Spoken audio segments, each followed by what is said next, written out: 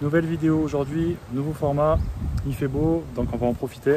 Ça va être une vidéo assez courte, mais je trouvais intéressant de la faire car on va parler de mon retour en tant que consultant Google Ads en 2024. Si tu ne connais pas, je fais ça depuis 2018 et j'ai vu l'outil évoluer constamment. Allez, on va rentrer directement dans le vif du sujet. Alors aujourd'hui, en plus de la gestion de campagne Google Ads, il faut aussi développer la partie RGPD et tracking. Là, pour faire simple, c'est hyper important de savoir traquer les événements sur ton site web. Alors sur Shopify, c'est assez simple, tu as des apps qui existent et en un clic, c'est fait. Mais sur d'autres CMS type WordPress, tu vas devoir en fait installer un Google Tag Manager et tu vas paramétrer manuellement tes balises de conversion.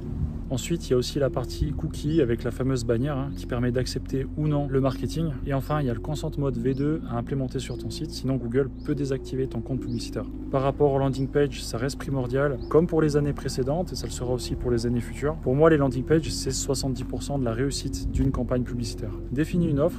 D'ailleurs, teste-en plusieurs. Mets en place les bonnes pratiques sur ta page de destination. En fait, essaye de rentabiliser un maximum ton trafic qui provient de Google Ads. Et dernier conseil que je peux te donner, essaye vraiment de tester d'autres réseaux. Tout le monde pense directement au réseau d'annonces textuelles sur le réseau de recherche. Moi, je te conseille de tester du YouTube, du display, du PMax. Alors, ok, il y a plus de barrières à l'entrée parce que tu dois fournir des visuels comme des images ou des vidéos. Mais vraiment, c'est super important. Tu vas voir, tes CPC, ils vont vraiment diminuer. Il y a beaucoup moins de concurrence sur ces réseaux-là, donc je te conseille d'en profiter. Surtout qu'aujourd'hui, on se dirige vraiment sur de l'automatisation. On le voit là directement avec Performance Max. On a la main sur rien du tout. C'est tout l'IA de Google qui fait à la place.